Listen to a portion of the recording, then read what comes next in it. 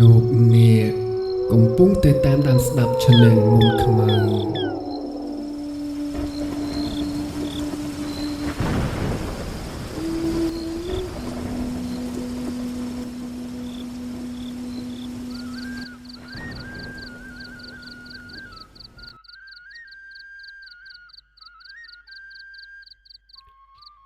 ភូមិស្រែពោស្ថិតនៅជាប់នឹងព្រៃរបោះដែលគេហៅថា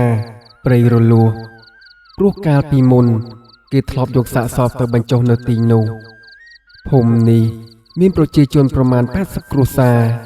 ប្រកបរបរធ្វើស្រែចម្ការនិងការចិញ្ចឹមគោជីវិតនៅទីនោះគឺដើរយឺតតាមចង្វាក់របស់ធម្មជាតិអ្នកភូមិភាគច្រើនមិនសូវជាអក្សរនោះទេប៉ុន្តែពួកគេស្ទាត់ជំនាញខាងធ្វើស្រែនិងការប្រកាន់ប្រពៃណីដូនតាចំណុចកណ្ដាលនៃភូមិគឺវត្តពោធិ៍រៀមដែលមានព្រះចៅអធិការមានឈ្មោះព្រះគ្រូសុខជាព្រះសង្ឃមានវ័យ72ឆ្នាំដែលត្រូវបានគេគោរពថាជាអ្នកមានវិជ្ជាខាងគម្ពីរបុរាណព្រះគ្រូសុខជាមនុស្សស្ងប់ស្ងាត់កម្រនឹងនិយាយណាស់ប៉ុន្តែពេលណាគាត់និយាយគឺសុទ្ធតែជាពាក្យដែលមានទម្ងន់នៅខាងកើតភូមិមានដើមឈើដ៏ធំមួយមានឈ្មោះថាដើមគគីអារក្សដើមឈើនេះមានអាយុកាលជាង100ឆ្នាំទៅហើយមានមែកធំរីករាលដាលគ្រប់ដណ្ដប់ផ្ទៃដីជាង500ម៉ែត្រការ៉េនៅក្រោមដើមឈើនេះមានថ្មបុរាណមួយដុំដែលគេជឿថាជាកន្លែងសក្ការៈប៉ុន្តែអ្នកភូមិមិនហ៊ានទៅជិតកន្លែងនោះទេជាពិសេសនៅពេលយប់ព្រោះគេថាមានខ្មោចលងនៅដើមឆ្នាំ2000ភូមិនេះនៅតែស្ងប់ស្ងាត់រហូតដល់យប់មួយក្នុងខែបុណ្យភ្ជុំបិណ្ឌអ្វីចាប់ដើមប្រែប្រួលតាសឿនជាអ្នកស្រុកដែលមានអាយុ68ឆ្នាំជាអ្នកដែលមានកេរ្តិ៍ឈ្មោះខាងធ្វើបុណ្យរៀងរាល់ខែភ្ជុំបិណ្ឌគាត់តែងតែរៀបចំពិធីបួងសួងដើម្បីសុំសេចក្តីសុខដល់ភូមិឆ្នាំនោះគាត់បានរៀបចំពិធីយ៉ាងធំដោយអញ្ជើញព្រះសង្ឃ7អង្គមកសូត្រធម៌នៅយប់ដែលគេរៀបចំពិធីមានរឿងចម្លែកមួយបានកើតឡើងមុនពេលព្រះសង្ឃចាប់ផ្ដើមសូត្រភ្លើងចង្កៀងប្រេងក្នុងផ្ទះទាំងអស់បានរលត់ក្នុងពេលតែមួយដោយគ្មានខ្យល់បក់គ្មានភ្លៀងប៉ុន្តែភ្លើងទាំងអស់រលត់ដូចគេផ្លុំអ្នកភូមិនាំគ្នាចាប់ដើមភ័យកុមារស្រែកយំស្ត្រីនាំគ្នាប្រុងប្រយ័ត្នតាសឿនបានបញ្ជាឲ្យកូនប្រុសរបស់គាត់មានឈ្មោះថាសុខាទៅយកចង្កៀងថ្មីមកដុតប៉ុន្តែពេលសុខាទៅដល់កន្លែងដាក់ចង្កៀងគាត់ឃើញចង្កៀងទាំងអស់ត្រូវបានគេរៀបជាជួរជារង្វង់ហើយនៅចំកណ្ដាលមានស្លឹកឈូកស្ងួតមួយគាត់មិនដែលរៀបចំចង្កៀងបែបនេះនោះទេរំពេចនោះឮសូរស្នូរកណ្ដឹងវត្តបន្លឺឡើងយ៉ាងខ្លាំងកណ្ដឹងនោះវាយដោយខ្លួនឯងទាំងដែលគ្មាននរណាម្នាក់វាយ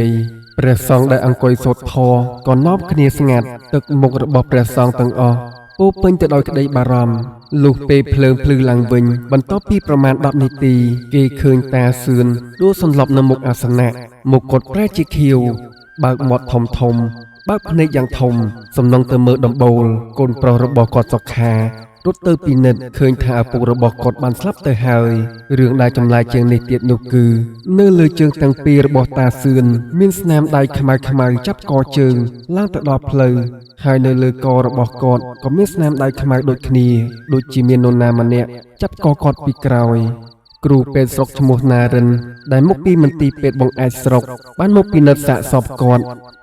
បានសន្និដ្ឋានថាតាសឿនស្លាប់ដោយសារកាំងបេះដូងប៉ុន្តែគ្រួសាររបស់គាត់បានបដិសេធថាតាសឿនមិនដែលមានជំងឺបេះដូងនោះទេហើយគាត់មានសុខភាពរឹងមាំនៅតែអាចភ្ជួរស្រែបានជារៀងរាល់ថ្ងៃគ្រូពេទ្យសារិនគាត់បានកត់ត្រាថាមរណភាពដោយមិនដឹងមូលហេតុច្បាស់លាស់បន្ទាប់ពីតាសឿនស្លាប់បាន3ថ្ងៃភូមិស្រែពោបានរង្គើដោយមរណភាពទី2យាយអូនអាយុ65ឆ្នាំជាស្ត្រីមេម៉ាយដែលរស់នៅតែម្នាក់ឯងគាត់មានទម្លាប់ភ្ញាក់ពីដំណេកនៅម៉ោង4ទៀបភ្លឺដើម្បីដាំបបរយកទៅថ្វាយព្រះសង្ឃនៅឯវត្តនៅព្រឹកនេះអ្នកជិតខាងឃើញផ្សែងចេញពីចង្ក្រានរបស់នាងប៉ុន្តែមិនឃើញនាងចេញមកក្រៅនោះទេពេលគេចូលទៅមើលក្នុងផ្ទះគាត់គេឃើញយាយអូនដួលនៅមុខចង្ក្រានទឹកបបរកំពុងតែពុះកញ្ជ្រោលប៉ុន្តែអ្វីដែលគួរឲ្យខ្លាចជាងនេះទៀតគឺសាកសពរបស់គាត់មានក្លិនស្អុយយ៉ាងខ្លាំងដូចជាសាកសពដែលស្លាប់អស់ជាច្រើនថ្ងៃមកហើយទាំងដែលទើបតែដួលសន្លប់ប៉ុន្មាននាទីតែប៉ុណ្ណោះមុខរបស់គាត់ប្រែជាខៀវក្រមៅហើម ហើយមានសារធាតុពណ៌ខ្មៅហូរចេញពីមាត់និងច្រមុះរបស់គាត់លោកគ្រូពេទ្យសារិនបានមកពិនិត្យម្ដងទៀតលើកនេះគាត់កាន់តែយល់ច្រឡំគាត់បានកត់ត្រាថាសញ្ញានៃការរលួយកើតឡើងក្នុងរយៈពេលខ្លីខុសពីធម្មតាមូលហេតុមិនអាចកំណត់បាន3ថ្ងៃក្រោយមកមរណភាពទី3ក៏បានកើតឡើងហើយនេះជារឿងដែលធ្វើឲ្យអ្នកភូមិកាន់តែភ័យខ្លាចកូនពៅរបស់អ្នកស្រីសុខាក្មេងប្រុសអាយុ3ឆ្នាំមានឈ្មោះថាបូរ៉ាបានបាត់ខ្លួននៅពេលរសៀលគ្រួសារបានរករកពេញភូមិរហូតដល់ពេលល្ងាចទើបឃើញសាកសពក្មេងនោះអណ្ដែតក្នុងអណ្ដូងទឹកនៅខាងក្រោយផ្ទះអណ្ដូងនោះជ្រៅត្រឹមតែកន្លះម៉ែត្រតែប៉ុណ្ណោះទឹកក៏មិនជ្រៅដល់ចង្កេះក្មេងអាយុ3ឆ្នាំដែរប៉ុន្តែពេលដែលយកសាកសពឡើងសាកសពនោះហើមរលួយមានក្លិនស្អុយដូចជាត្រូវគេចាប់មុជទឹកអស់ជាច្រើនសប្តាហ៍អ្នកស្រីសុខាដែលជាម្ដាយបានឈួតស្រែកយំហើយចាប់ដើមនិយាយតែមិនចេះចប់ថាខ្មោចមកយកកូនខ្ញុំខ្មោចនៅក្រោមដើមគគីបន្ទាប់ពីការស្លាប់អ្នកទាំង3អ្នកភូមិចាប់ដើមភ័យខ្លាចយ៉ាងខ្លាំងគ្រួសារខ្លះចាប់ដើមវិខ្ចប់របស់របររៀបនឹងចាក់ចេញពីភូមិប៉ុន្តែពួកគេជួបប្រទះនឹងឧបសគ្គមួយរៀងរាល់ពេលដែលគេព្យាយាមចាក់ចេញគេដើរវង្វេងផ្លូវទោះបីជាផ្លូវនោះជាផ្លូវដែលគាត់ធ្លាប់ដើររាប់រយដងក៏ដោយមានគ្រួសារមួយមានឈ្មោះតាសយគាត់បានព្យាយាមចេញពីភូមិនៅពេលយប់ពួកគេដើរប្រហែលបាន1ម៉ោងស្រាប់តែឃើញខ្លួនឯងត្រឡប់មករកដើមគគីវិញទាំងដែលមិនដឹងថាបែកផ្លូវតាំងពីពេលណាមកអ្នកភូមិចាប់ដើមនិយាយតគ្នាថាភូមិទៅបានបាត់ផ្លូវដោយខ្មោចនៅពេលយប់សំឡេងយំសោកក្រៀមក្រំបានបន្លឺឡើងនៅខាងលិចភូមិដែលជាកន្លែងដើមគគីនៃអារក្សនោះសំឡេងនោះឮដូចជាស្ត្រីកំពុងតែយំហើយលាយឡំនឹងសំឡេងទីរកយំដែរអ្នកភូមិខ្លះថែមទាំងបានឃើញស្រមោលស្ត្រីសក់រួញស្លៀកពាក់ហូលអង្គុយលើមេឃឈើដ៏ធំបំផុតនៃដើមគគីនោះនាងកាន់កូនក្នុងដៃហើយសម្លឹងមើលភូមិនោះដោយកែវភ្នែកក្រហមច្រាលការស្លាប់ក្នុងភូមិនៅតែបន្ត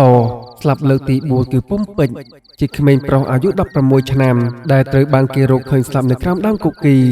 គាត់អង្គុយថើក្នុងអរិយាបថដូចកំពុងសមាធិប៉ុន្តែមុខរបស់គាត់ប្រែជាចាស់ទៅវិញដូចជាអាយុ80អញ្ចឹងសក់របស់គាត់ប្រែទៅជាសស្បែកជ្រីជ្រួញការស្លាប់អ្នកទី5គឺនាងអ៊ំអាយុ32ឆ្នាំដែលកំពុងតែមានផ្ទៃពោះ8ខែនាងស្លាប់ក្នុងដំណេកដោយគ្មានស្នាមរបួសអ្វីឡើយប៉ុន្តែពេលគ្រូពេទ្យមកពិនិត្យគាត់រកឃើញថាកូនក្នុងផ្ទៃរបស់នាងបានបាត់ទៅវិញទាំងដែលមិនមានស្នាមការវះកាត់ឬសញ្ញានៃការរលូតកូនអ្វីទាំងអស់នាងអ៊ំគឺជាសាច់ញាតិរបស់នាងរាត្រីដែលជាវិញ្ញាណកំណើតនៅក្រោមដើមគគីនោះអ្នកភូមិចាប់ផ្ដើមចប់សាច់រឿងពួកគេដឹងថាការស្លាប់ទាំងនេះមានលំនាំរៀងរាល់3ថ្ងៃម្ដងហើយជនរងគ្រោះទាំងអស់សុទ្ធតែជាអ្នកមានសាច់ញាតិជាប់សន្តានជាមួយនឹងអ្នកដែលធ្លាប់រស់នៅក្នុងសម័យខ្មែរក្រហមដំណឹងនៃការស្លាប់អាត់កំបាំងនៅភូមិស្រែពោបានសាយភាយទៅដល់ទីរួមស្រុកមន្ទីរនគរបាលស្រុកបានបញ្ជូនមន្ត្រីស៊ើបអង្កេតម្នាក់មានឈ្មោះថាហៀងឲ្យចុះមកស្រាវជ្រាវអំពីការស្លាប់របស់អ្នកភូមិនេះហៀងមានអាយុ35ឆ្នាំជាអតីតទាហានហើយបានប្តូរមកធ្វើជានគរបាលក្រោយឆ្នាំ1993ក៏គឺជាមនុស្សដែលមិនជឿរឿងខ្មោចមិនជឿវេទមន្តសម្រាប់គាត់អ្វីសុទ្ធតែមានមូលហេតុតាមបែបវិទ្យាសាស្ត្រឬអក្រិតកម្មគាត់ធ្លាប់និយាយថាខ្មោចគឺជាការប្រឌិតរបស់មនុស្សដែលខ្លាចភាពងងឹតហើយអ្នករួមដំណើរជាមួយគាត់គឺពុំអាយុ28ឆ្នាំជាអ្នកស្រុកស្រែពោដែលបានទៅរៀននៅភ្នំពេញហើយត្រឡប់មកស្រុកកំណើតវិញក្រោយបញ្ចប់ការសិក្សាពុំបានរៀនផ្នែកប្រវត្តិសាស្ត្រនិងមានចំណេះដឹងខ្ពស់ខាងការស្រាវជ្រាវឯកសារគាត់បានត្រឡប់មកភូមិវិញដើម្បីសរសេរអំពីប្រវត្តិសាស្ត្រភូមិកំណើតរបស់គាត់ពុំគឺជាចៅប្រុសរបស់តាសឿនដែលជាអ្នកសាប់ដំបងគេការសាប់របស់ជីតាបានធ្វើឲ្យគាត់ភ្ញាក់ផ្អើលនិងសោកសៅយ៉ាងខ្លាំងគាត់មិនជឿជីតារបស់គាត់ស្លាប់ដោយសារកាំងបេះដូងនោះទេព្រោះតាសឿនជាមនុស្សមានសុខភាពល្អនិងរឹងមាំពេលហៀងនឹងពុំបានមកដល់ភូមិពួកគេបានឃើញភូមិដែលធ្លាប់តែស្ងប់ស្ងាត់ហើយលើកំពុងតែស្ថិតក្នុងស្ថានភាពដ៏ភ័យរន្ធត់មនុស្សស្ទើរតែទាំងអស់នៅក្នុងផ្ទះបិទទ្វារបិទបង្អួចសូម្បីតែពេលថ្ងៃហៀងចាប់ដើមស៊ើបអង្កេតតាមបែបវិធីសាស្ត្ររបស់គាត់ពិនិត្យសាកសពទាំងអស់ដែលនៅសល់ខ្លះទៅបានបោកជារួចទៅហើយសួរសាកសីនឹងស្វែងរកផុសតាងប៉ុន្តែអ្វីដែលគាត់រកឃើញគឺគ្មានផុសតាងអ្វីច្បាស់លាស់នោះទេមិនមានស្នាមរបួសមិនមានសារធាតុពុលមិនមានសញ្ញានៃការធ្វើឃាត សាកសពទាំងអស់បង្ហាញសញ្ញានៃការស្លាប់ដោយធម្មជាតិប៉ុន្តែមានលក្ខណៈខុសពីធម្មជាតិពុំមិនដូចហៀងនោះទេគាត់ចាប់ផ្ដើមស្វែងរកចម្លើយតាមការសាកសួរចាស់ទុំក្នុងភូមិនិងការស្រាវជ្រាវឯកសារប្រវត្តិសាស្ត្រគាត់បានទៅជួបយាយថៃដែលមានអាយុ82ឆ្នាំជាមនុស្សចាស់ជាងគេក្នុងភូមិយាយថៃជាមនុស្សដែលចងចាំរឿងរ៉ាវកាលពីអតីតកាលសម័យខ្មែរក្រហមបានយ៉ាងច្បាស់ល្អយាយថៃបានប្រាប់ពុំដោយទឹកភ្នែកថាកូនអើយកន្លែងដើមគគីនោះកាលពីសម័យខ្មែរក្រហម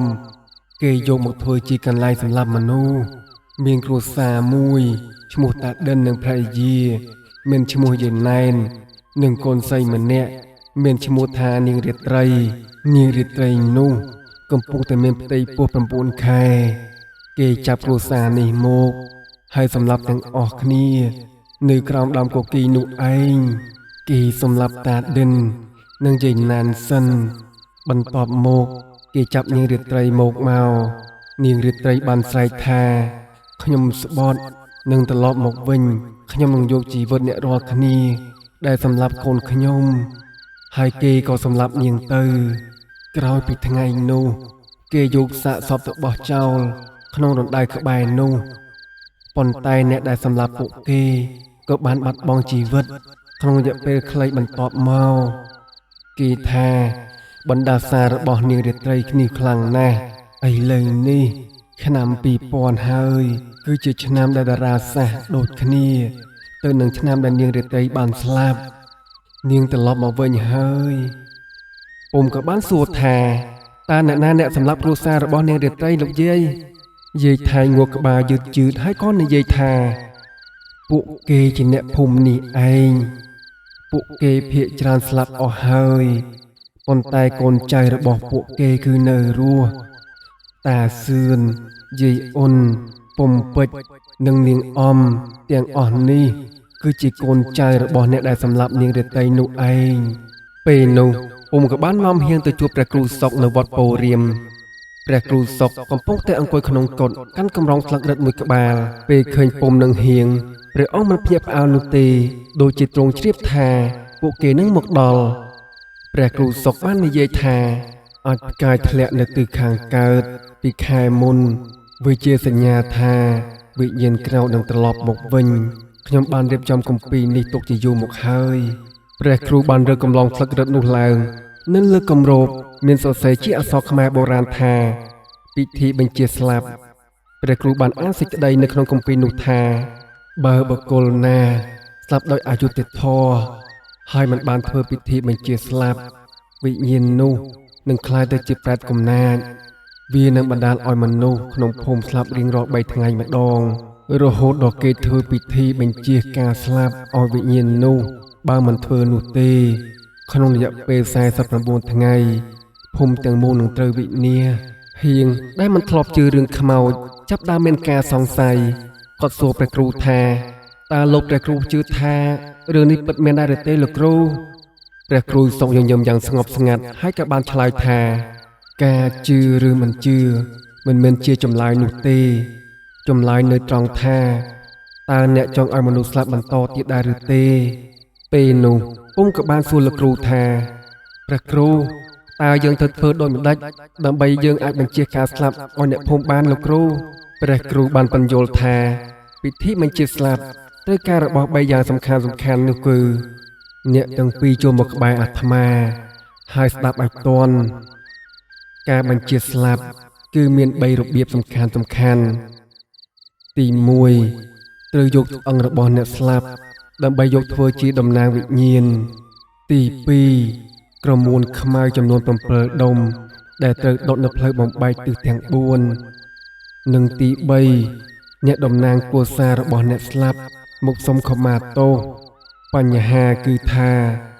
គ្រួសាររបស់នាងរាត្រីត្រូវបានសម្លាប់អស់ទៅហើយគ្មានសាច់ឈាមនៅសល់ឡើយព្រះគ្រូសុកក៏បានបន្តនិយាយទៀតថាបើគ្មានសាច់ឈាមទេត្រូវតែឲ្យអ្នកដែលរកឆ្អឹងឃើញធ្វើជាសុំខមាទោសប៉ុន្តែអ្នកនោះត្រូវទទួលយកវេននៃសេចក្តីស្លាប់មកដាក់ខ្លួនឯងបើវិញ្ញាណមិនអភ័យទោសឲ្យទេ អ្នកនោះនឹងទៅស្លាប់ជំនួសភូមិក្រោយពីស្ដាប់ចប់ពុំបានសម្រេចចិត្តធ្វើជាអ្នកសុំកម្មាទោសហៀងបានបញ្ជាបញ្ឈប់គាត់ដែរដោយនិយាយថានេះគឺជារឿងឈួតប៉ុន្តែពុំបានឆ្លើយថាខ្ញុំមិនចង់ឃើញមនុស្សស្លាប់ទៀតទេបើមានវិធីមួយទោះបីវាឈួតយ៉ាងណាក៏ដោយក៏ខ្ញុំត្រូវតែធ្វើវាដែរព្រះគ្រូសុកបានណែនាំថាមុននឹងធ្វើពិធីពុំត្រូវតែយកឆ្អឹងរបស់នាងរាត្រីឲ្យបានឆ្អឹងនោះស្ថិតក្នុងព្រៃរលួសជាកន្លែងបញ្ចុះសពចាស់របស់នាងព្រះគ្រូបានប្រមានពួកគេថាព្រៃនោះមានខ្មោចទាហានខ្មោចអ្នកស្លាប់ដោយសារអំពើហិង្សារាប់រយអ្នកទៅចូលទៅនៅពាក់កណ្ដាលអាធ្រាត្រហើយអ្នកមិនត្រូវងាកក្រោយនោះឡើយទោះបីជាឮសំឡេងអ្វីក៏ដោយហៀងទោះបីមិនជឿក៏ដោយក៏ស្ម័គ្រចិត្តទៅជាមួយពុំដោយសារតែគាត់ជានគរបាលហើយវាគឺជាបតាបកិច្ចរបស់គាត់ក្នុងការការពារពុំលុះនៅពេលម៉ោង12យប់ពុំនឹងហៀងបានដើរចូលក្នុងព្រៃរលួសនោះព្រៃនោះងឹតខ្លាំងណាស់រកទៅមើលអ្វីមិនឃើញដើមឈើដុះធំជាប់គ្នាមេឃឈើតោងជាប់គ្នាដូចជាដៃមនុស្សកំពុងតែកាន់គ្នាមិនមានសំឡេងសត្វណាឡើយមានតែសំឡេងជើងរបស់ពួកគេដើរជន់លើស្លឹកឈើជ្រុះងាប់តែប៉ុណ្ណោះពួកគេដើរបានប្រហែលជាកន្លះម៉ោងត្រឹមតែឃើញពន្លឺខៀវស្លេកនៅចន្លោះដើមឈើពន្លឺនោះហោះចុះហោះឡើងដូចជាពន្លឺខ្មោចរំពេចនោះឮសូរក្រហមយ៉ាងខ្លាំងដូចជាសំឡេងតោប៉ុន្តែនៅកម្ពុជាគ្មានតោនោះទេសំឡេងនោះឮគ្រប់ទិសទីហាក់ដូចជាមកពីក្រោមដីហៀងដែលថត់ធ្វើជាទាហានបណ្ដកកំភ្លើងខ្លីរបស់គាត់ចេញគាត់មិនដែលភ័យខ្លាចក្នុងសមរភូមិនោះទេប៉ុន្តែនៅពេលនេះដៃរបស់គាត់កំពុងតែញ័រពេលនោះពុំក៏បាននិយាយប្រាប់ថាកុំបាញ់បងកុំងាកក្រោយយើងត្រូវតែបន្តទៅមុខទៀតពួកគេក៏បន្តដើរទៅមុខទៀតភ្លាមនោះស្រមោលមនុស្សរាប់សិបនាក់បានលេចចេញពីចន្លោះដើមឈើពួកគេដើរជាជួរស្លៀកពាក់ដូចជាមនុស្សសម័យខ្មែរក្រហមពួកគេដើរកាត់ពុំនឹងហៀងដោយមិនងាកមើលមុខពួកគេឡើយមុខរបស់ពួកគេសុទ្ធតែជាប្រហោងខ្មៅហៀងស្ទើរតែស្រែកប៉ុន្តែគាត់អាចទប់ចិត្តបាននៅចំណុចកណ្ដាលនៃព្រៃពួកគេបានឃើញដើមគគីដ៏ធំសម្បើមមួយដើមនៅក្រោមដើមនោះមានរណ្ដៅមួយហើយនៅក្នុងរណ្ដៅនោះមានឆ្អឹងរាប់សិបដុំពុំបានចូលក្នុងរណ្ដៅនោះគាត់រកឆ្អឹងដោយប្រុងប្រយ័ត្នភ្លាមនោះគាត់ឃើញឆ្អឹងក្បាលមួយដែលនៅក្នុងប្រហោងឆ្អឹងមានដើមឈូកសមួយបានដុះចេញឡើងផ្កានោះមានពណ៌ស្វាយស្រាលពុំដឹងថានេះជាឆ្អឹងរបស់នាងរាត្រីពេលគាត់យកឆ្អឹងនោះឡើងសម្លេងយំសោកយ៉ាងខ្លាំងបានពន្លឺឡើងពេញព្រៃមេឃឈើធំមួយក៏បានបាក់មកលើពួកគេប៉ុន្តែពុំនឹងហ៊ានបានគេចទាន់ពួកគេរត់ចេញពីព្រៃដោយមិនងាកក្រោយនោះឡើយពេលកំពុងតែរត់នោះពួកគេឮសំឡេងរត់តាមពីក្រោយឮសំឡេងដកដង្ហើមយ៉ាងធ្ងន់ប៉ុន្តែពួកគេមិនហ៊ានងាកក្រោយនោះឡើយពួកគេបានចេញពីព្រៃបានហើយត្រឡប់មកដល់វត្តវិញព្រះគ្រូសុកកំពុងតែរងចាំពួកគេនៅមុខកុដិព្រះគ្រូបាននិយាយថាអូចៅបានសម្រេចហើយឥឡូវនេះយើងទៅតែរៀបចំពិធីព្រះគ្រូសុកបានរៀបចំពិធីនៅយប់15រោចដែលជាយប់ដែលវិញ្ញាណខ្មោចមានអំណាចខ្លាំងបំផុតគាត់បានឲ្យពុំនឹងហៀងជួយរៀបចំអាសនៈនៅក្នុងវត្តអាសនៈនោះមានរាងជារង្វង់មានក្រមួនខ្មៅ7ដុំព័ទ្ធជុំវិញហើយនៅចុងកណ្ដាលមានឆ្អឹងរបស់នាងរាត្រីដាក់នៅលើកន្ទេលសមួយព្រះគ្រូបានហាមឲ្យអ្នកភូមិទាំងអស់កុំឲ្យចេញពីផ្ទះនៅយប់នេះអ្នកភូមិបិទទ្វារបិទបង្អួចហើយសូត្រធម៌នៅក្នុងផ្ទះរៀងខ្លួនព្រះគ្រូក៏បានប្រាប់ទៅពុំនឹងហៀងថានៅក្នុងពេលធ្វើពិធីអ្នកទាំងពីរទៅតែអង្គុយនៅក្នុងរង្វង់ក្រមួនជាមួយនឹងខ្ញុំកុំចេញក្រៅរង្វង់ទោះបីឃើញអ្វីក៏ដោយកុំនិយាយកុំស្រែកបើអ្នកណាចេញពីរង្វង់វិញ្ញាណនោះនឹងចាប់អ្នកនោះទៅហើយនៅវេលាម៉ោង9យប់ពិធីក៏បានចាប់ផ្ដើមព្រះគ្រូសុកអង្គុយលើអាសនៈពុំអង្គុយនៅខាងត្បូងហៀងអង្គុយនៅខាងលិចក្រមួនខ្មៅទាំង7ដុំក៏ត្រូវបានដុតភ្លើងរបស់ក្រមួនមានពណ៌ក្រហមចាស់ហើយវាមិនរលត់នោះឡើយទោះបីមានខ្យល់បក់យ៉ាងណាក៏ដោយព្រះគ្រូចាប់ដើមសូត្រគម្ពីរបញ្ជាការស្លាប់គម្ពីរនោះសូត្របាលីបុរាណលីលំនឹងពាក្យសង្ស្ក្រឹតខ្មែរដែលមិនអាចយល់បានសំឡេងរបស់ព្រះគ្រូឮដូចជាមនុស្សរាប់សិបនាក់កំពុងតែសូត្រក្នុងពេលតែមួយសូត្របានប្រមាណ15នាទីខ្យល់ព្យុះបានបក់បោកយ៉ាងខ្លាំងទ្វារវត្តបានបើកដោយខ្លួនឯង ពន្លឺភ្លើងក្រមួនទាំងអស់បានរលត់ក្នុងពេលតែមួយគ្របដណ្ដប់ដោយភាពងងឹតសូន្យនៅក្នុងភាពងងឹតនោះសំឡេងយំសោកបានបន្លឺឡើងសំឡេងនោះលើដូចជាគ្រប់ទិសទីហើយកាន់តែខ្លាំងឡើងរំពេចនោះពន្លឺភ្លើងពណ៌ខៀវស្លេកបានលេចចេញនៅtrongកណ្ដាលអាសនៈពន្លឺនៅកាន់តែធំឡើងរហូតខ្លាចជារូបរាងរបស់ស្ត្រីម្នាក់ពេលនោះនាងរាត្រីក៏បានលេចរូបរាងចេញមកនាងស្លៀកសំពត់ហូលពាក់អាវពណ៌ខ្មៅសក់របស់នាងវែងរហូតដល់ចង្កេះមុខរបស់នាងស្លេកដូចជាក្រដាសសភ្នែកក្រហមឆ្អៅនៅលើថ្ងាសរបស់នាងមានស្នាមរបួសដ៏ធំមួយនាងបានបីកូនរបស់នាងនៅក្នុងដៃនាងបានស្រែកតាមសំឡេងខ្លោចសារថាហេតុអីបានជាអ្នករារាំងខ្ញុំមិនទាន់បានសងសឹកនោះទេពួកគេបានសម្លាប់ខ្ញុំពួកគេបានសម្លាប់កូននោះតីរបស់ខ្ញុំព្រះគ្រូសុកបានសុតគម្ពីរកាន់តែខ្លាំងឡើង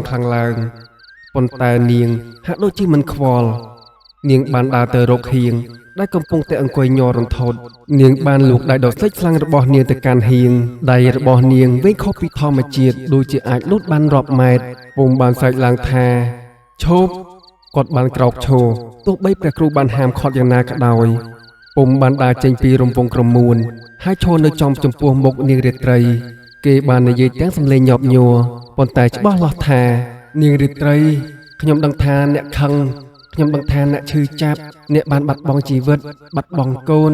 បាត់បង់គ្រួសារវាមិនយុត្តិធម៌ទេប៉ុន្តែអ្នកដែលសម្លាប់អ្នកមិនមែនជាអ្នកភូមិនេះទេពួកគេភាគច្រើនបានស្លាប់អស់ហើយអ្នកដែលស្លាប់ឥឡូវនេះគឺជាកូនចៅរបស់ពួកគេគ្មានទោសអ្វីទាំងអស់ពួកគេមិនបានសម្លាប់អ្នកនោះទេពួកគេមិនបានដឹងពីរឿងអ្វីដែលបានកើតឡើងកាលពីចំនួនមុនឡើយពេលនោះនាងរាត្រីក៏បានស្រែកឡើងថា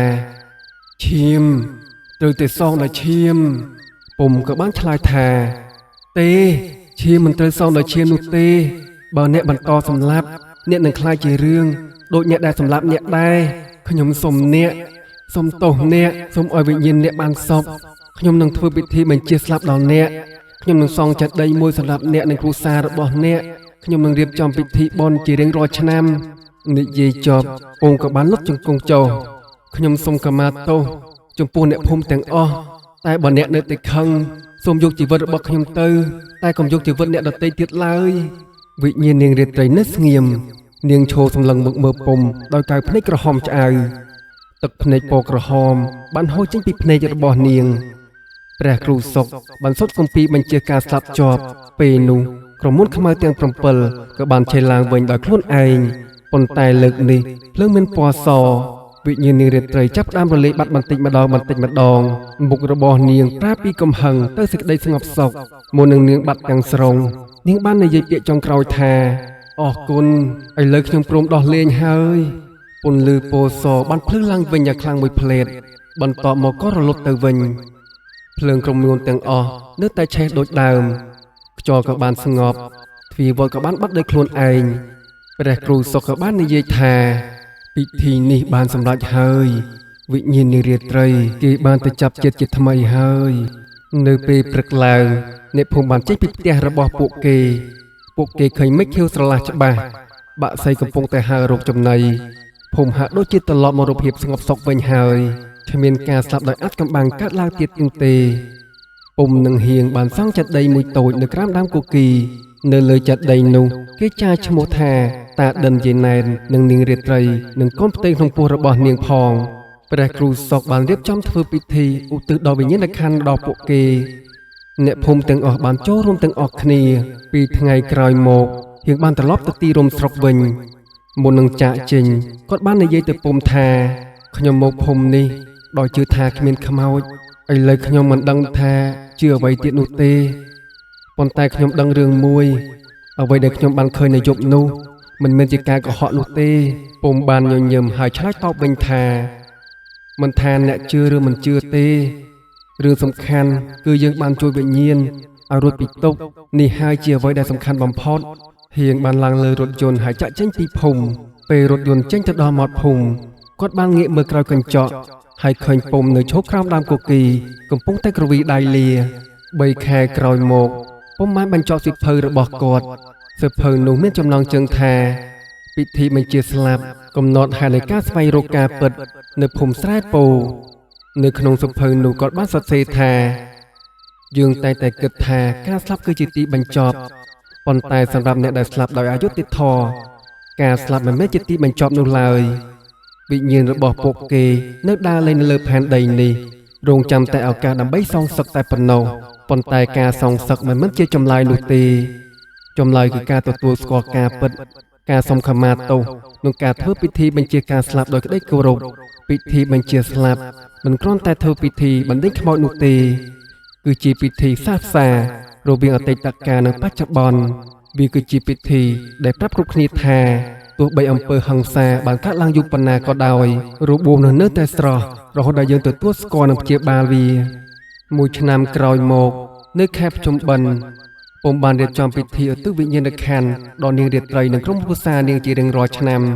អ្នកភូមិបានចូលរួមយ៉ាងច្រើនកកកពួកគេបាននាំគ្នាដាក់ការឈូសលើចាដីហើយសូត្រធម៌ឧទ្ទិសកុសលនៅពេលនោះមានមេអំបៅពណ៌សមួយបានហើរចេញពីចាដីវានៅទីនោះមួយស្របក់បន្តមកក៏ហើរឡើងទៅលើមេឃហើយបាត់ទៅក្នុងទិសខាងលិចពុំបានឃើញមេអំបៅនោះញញឹមគាត់ដឹងថានាងរាត្រីបានទៅកាត់សក់ហើយរឿងរ៉ាវនៅភូមិស្រែពោបានក្លាយជារឿងព្រេងនិទានក្នុងស្រុកអ្នកភូមិចំនួនក្រោយបានរៀនសូត្រពីប្រវត្តិសាស្ត្រនៃភូមិរបស់ពួកគេបានរៀនថាអំពើហិង្សាមិនថាកើតឡើងនៅពេលណានោះទេវានឹងបន្សល់ទុកនូវសាសនាមដែលអាចចម្លងដល់កូនចៅចំនួនក្រោយពុំបានបន្តរស់នៅក្នុងភូមិបន្តសរសេរនិងបង្រៀនក្មេងៗក្នុងភូមិឲ្យចេះអានចេះសរសេរគាត់ក្លាយជាគ្រូបង្រៀនក្រៅផ្លូវការរបស់ភូមិហៀងបានត្រឡប់ទៅបំពេញការងារនៅស្រុកវិញគាត់មិនបាននិយាយអំពីរឿងដែលបានកើតឡើងនៅភូមិស្រែពោនោះទេប៉ុន្តែមិត្តរួមការងាររបស់គាត់បានកត់សម្គាល់ឃើញថាគាត់លែងនិយាយថាខ្មោចមិនមានទៀតឡើយព្រះគ្រូសុកបានចូលនិវត្តន៍ពីតំណែងចៅអធិការប៉ុន្តែនៅបន្តក្នុងវត្តដើម្បីបន្តសរសេរចម្លងគម្ពីរបុរាណគាត់បានប្រគល់គម្ពីរពិធីបញ្ជាស្លាប់ទៅឲ្យពុំទុកជាឯកសារសម្រាប់ជំនាន់ក្រោយនៅយប់មួយពុំបានអង្គុយសរសេរកំណត់ហេតុរបស់គាត់ក្រោមពន្លឺចង្កៀងប្រេងកាតក្នុងផ្ទះរបស់គាត់ក៏បានសរសេរថាថ្ងៃនេះខ្ញុំបានបង្រៀនក្មេងៗក្នុងភូមិអំពីប្រវត្តិសាស្ត្រនៃកន្លែងនេះខ្ញុំបានប្រាប់ពួកគេអំពីនាងរាត្រីអំពីអ្វីដែលបានកើតឡើងនិងពិធីរបៀបដែលធ្វើឲ្យយើងបានធ្វើពិធីបញ្ជាស្លាប់ក្មេងម្នាក់បានសួរខ្ញុំថាតើខ្មោចមានពិតដែរឬទេខ្ញុំបានឆ្លើយថាខ្មោចមិនមែនជាអ្វីដែលយើងមើលឃើញនោះទេខ្មោចគឺជាអ្វីដែលយើងមិនអាចឃើញប៉ុន្តែយើងមានអារម្មណ៍ថាវានៅទីនោះខ្មោចគឺជាការឈឺចាប់ដែលមិនទាន់បានព្យាបាលហើយពិធីបញ្ជាស្លាប់គឺជាពិធីដែលយើងព្យាបាលរបួសទាំងនោះវាគឺជាពិធីដែលយើងនិយាយថាខ្ញុំឃើញអ្នកខ្ញុំឮអ្នកខ្ញុំសុំទោសនោះហើយជាពិធីបញ្ជាស្លាប់មិនមែនដើម្បីបញ្ជាខ្មោចនោះទេព្រះអាទិត្យរះឡើងនៅពីក្រោយដើមគគីពន្លឺពណ៌មាសបានសាយភាយពេញភូមិស្រែពោមួនរងាវគោកំពុងតែស៊ីស្មៅនៅវាលស្រែក្មេងៗកំពុងទៅរត់លេងនៅមុខវត្តជីវិតបានត្រឡប់មករកភាពធម្មតាវិញប៉ុន្តែនៅក្រោមដើមគគីចាដីតូចមួយនៅតែឈរយ៉ាងស្ងប់ស្ងាត់នៅលើចាដីនោះមានផ្កាឈូកស្រស់មួយទងដាក់ជារៀងរាល់ថ្ងៃហើយនៅពេលយប់អ្នកណាដើរកាត់នៅកន្លែងនោះអ្នកនោះនឹងមិនឮសំឡេងយំសោកទៀតទេអ្វីដែលឮនោះគឺជាសំឡេងខ្យល់បក់បោកស្លឹកឈើយ៉ាងធឹកទន់ដូចជាសំឡេងច្រៀងពីចម្ងាយ